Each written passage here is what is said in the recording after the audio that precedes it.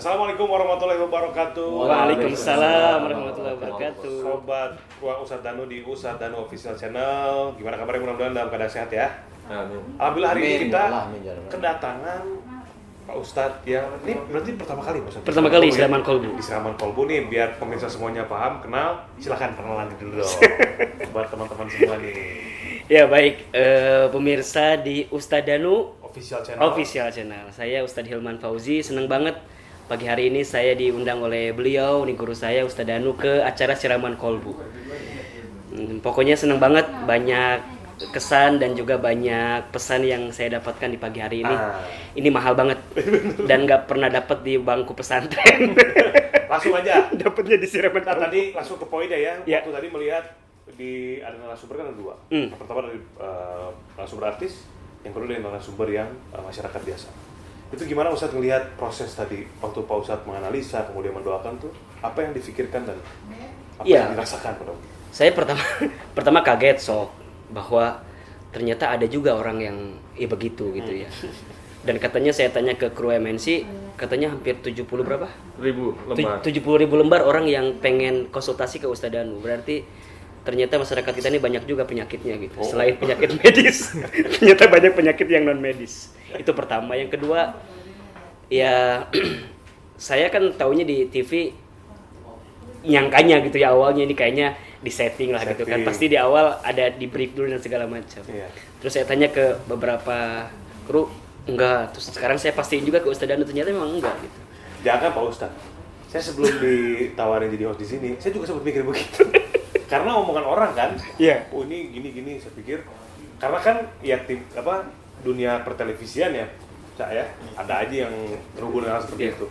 Begitu masuk di sini, ya Allah, tiap hari, welcome to the club. Waduh, bener-bener itu kita baru ketemu di set ya.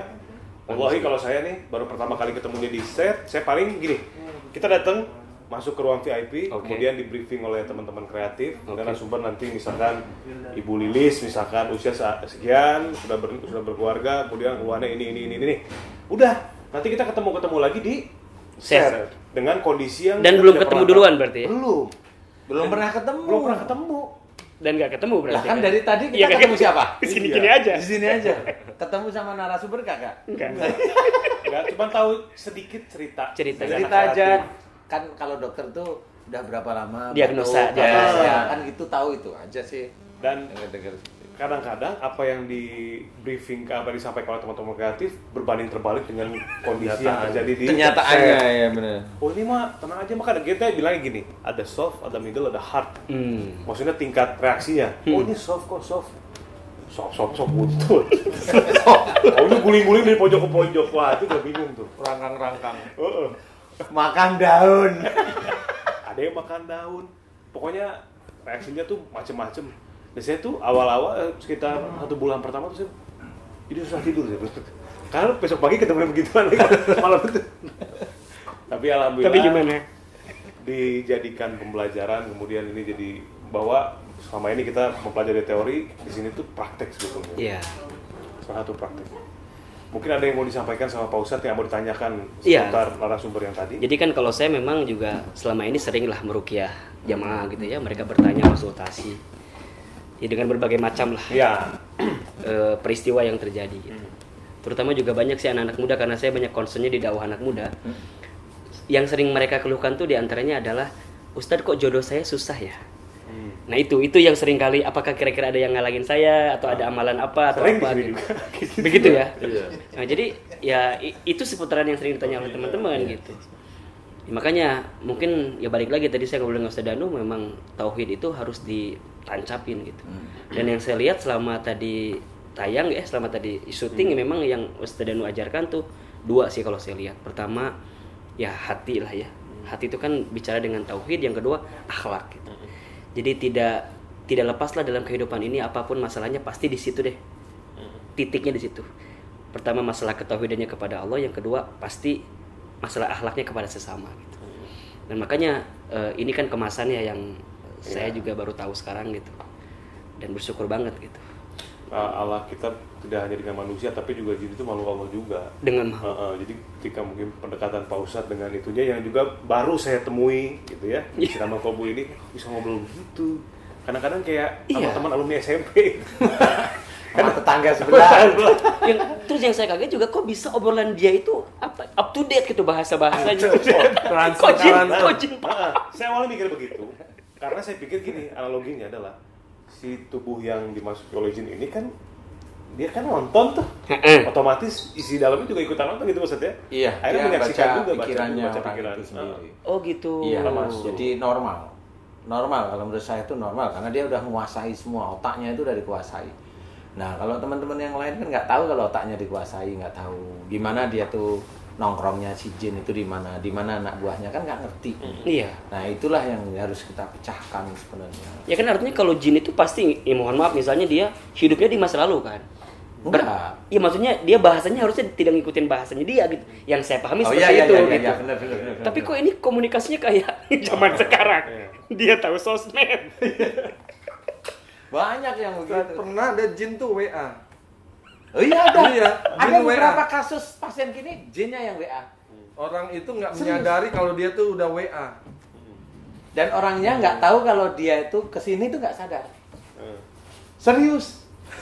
Ada yang udah pesen tiket, udah mau berangkat, tiba-tiba ketakutan nggak jadi ada. Ada. Belum izin Allah Pak Ustadz ya. Iya. Itu datang ke sini. Ada yang apalagi sampai sini kabur.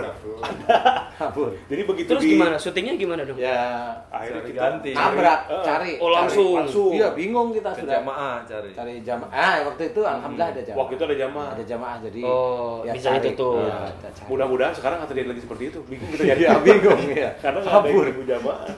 Nggak, berarti gini Ustadz, kalau saya lihat berarti kan semua orang, ya kayak kita aja pasti punya persoalan kan. Iya, semua pasti. Dan jangan-jangan juga kita ada jin masing-masing kan. Ya bukan jangan-jangan semua. Emang ada, kan? Pasti ada, pasti. Ada. Pasti, sudah saya bilang pasti. Kalau Ustadz lihat saya begitu, saya bilang pasti. Insya Allah itu jawaban saya. Cuman ada yang dikendalikan oleh jin itu, ada yang tidak gitu apa? Seperti apa? Betul. Nah itu baru itu. Bedanya. Betul, itu bedanya di situ. Oh. Gitu. Kalau mau saya cerita, nah Ustadz kan belum pernah tahu. Seorang manusia, kalau dia melakukan perbuatan baik, manusia muslim nih, dia melakukan perbuatan baik, tapi tanpa basmalah, yang masuk jin, pernah tahu? Pernah. Ada? Ngerti? Iya. Memang ada keterangannya betul. Lah kan bener. Benar. Tapi itu kan jarang kita lakukan. Iya. Kita, Kan, saya bilang kita. ya kan kalau kita misalnya ada hadis kan yang mengatakan bahwa kalau kita makan tanpa basmalah maka Iya. yang makan sebenarnya bukan kita, Nah, tapi setan gitu. nah, tapi itu diikutin. Masuk. Ya. Masuk, jinnya itu masuk, bukan ke arah makan.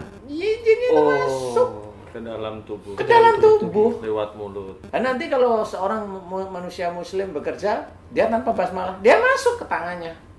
Apa yang dikerjakan? Apa yang dikerjakan? Kalau dia kerjanya melalui pikiran, ya dia masuk di pikiran, di tangan, di pikiran. Kalau dia waktu bekerja itu ada emosi, tangan, pikiran, jantung. Itu begitu jin itu. Dan itu nggak pernah terbuka sampai sekarang. Dan itulah hadis, itu memang sahih. Dan itu benar serius. Dan itu nggak bisa kalau orang ngomong itu dibacain ini, dibacain terus jin hilang. Mana bisa hilang? Nggak bisa. Yang bisa menghilangkan jin itu tauhid kepada Allah Ta'ala. Tauhid, umpamanya la taghdab wa la tahjannah. Itu kan kelihatan ilmu biasa ya. Tapi pada waktu dia menerapkan tidak marah mulai hari ini, benar belajar tidak marah karena Allah, persoalan surga urusan Allah kan gitu ini. Tapi benar tidak marah karena Allah, karena Rasul sudah menyuruh kita seperti itu. Tidak marah karena Allah ya. Itu jin yang dulunya dia emosional, mulai dia beranjak keluar. Yang dulu hobinya marah maksudnya. Oke. Orang marah mana bisa bismillah Ustaz? Iya, nggak bisa. Bismillah saya marah. Makanya kan kalau kita marah diperintahkan wudhu kan, ambil air wudhu Iya, itu gitu kan. yang Diajarkan seperti itu. Air wudhu ambil, kalau nggak bisa sholat, Iya. nggak bisa seperti itu. Kalau sesuatu yang menjadikan kita itu marah, itu ujian dari Allah Ta'ala. Boleh ambil air wudhu, sholat, boleh silakan. Itu ajaran kita. Yang jelas adalah kita tahu yang membuat kita marah itu ujian kita untuk meningkatkan iman. Itu kuncinya. Jadi jangan merasa ujian ini menurunkan kita. Enggak, itu ujian untuk kita. Oh, ini ujian ini dari Allah Ta'ala berarti. Contoh umpamanya difitnah umpamanya nih. Nih kalau udah masuk di TV kan fitnah kan banyak nih. Difitnah, tahu fitnah itu muncul atas izin Allah. Paham? Nah, fitnah itu dimunculkan untuk seseorang menjadi penguji. Oke. Kalau seseorang yang dia difitnah, dia mau apa? Nah, ini dia dinilai oleh Allah Ta'ala. Kalau dia itu mencoba mengklarifikasi dengan emosi, dia nilainya tidak bagus. Kalau dia mengklarifikasi biasa, tetap boleh, silahkan. Tetapi kalau dia tahu fitnah ini munculnya atas izin Allah, dan kalau kita difitnah, berarti nanti dosa-dosa kita diberikan kepada yang memfitnah. Kalau dosa kita habis, pahala yang memfitnah itu harus kita buktiin. Makanya kalau kita difitnah, tersenyum saja. Itu tauhid. Amalkan, itu namanya hadis. Jangan hanya cuma sekedar teori. Ayo kita amalkan. Udah pernah hafal kok teman-teman yang lain yang begitu-begitu. Tapi kenapa kalau ada ini, kamu katanya begini, dak, wah, rang. Lupa hadisnya. Benar ya, susah. Iya. Nah, itu salah satunya. Nah, itulah tauhid. Kalau itu kita kerjakan terus-menerus, menjadi suatu keimanan yang kuat, yang nggak bisa dibendung. Tapi sekarang gini Ustadz, orang kan mungkin lihat di layar kaca, seakan gitu ya, melihat Ustadz Danu punya kemampuan untuk menyembuhkan. Dan pada akhirnya, mohon maaf, itu yang membuat orang jadi tauhidnya kepada Allah berkurang, malah jadi ke Ustadz Danunya. Nah iya. Nah gimana Ustadz Danu melihat itu? Lah itu kan tergantung juga. Kan saya nggak ketemu sama orangnya. Iya kan? Lah kan Ada orang beda-beda. pasien nih ngantri iya. pengen ketemu Ustadz Danu. Nggak apa-apa. Nah, tapi ada tapinya. Tadi kan Ustadz sempat nonton. Iya. Apa nasihat saya? Sholatnya diterusin. Kalau bisa tambah sunnah. Betul ya?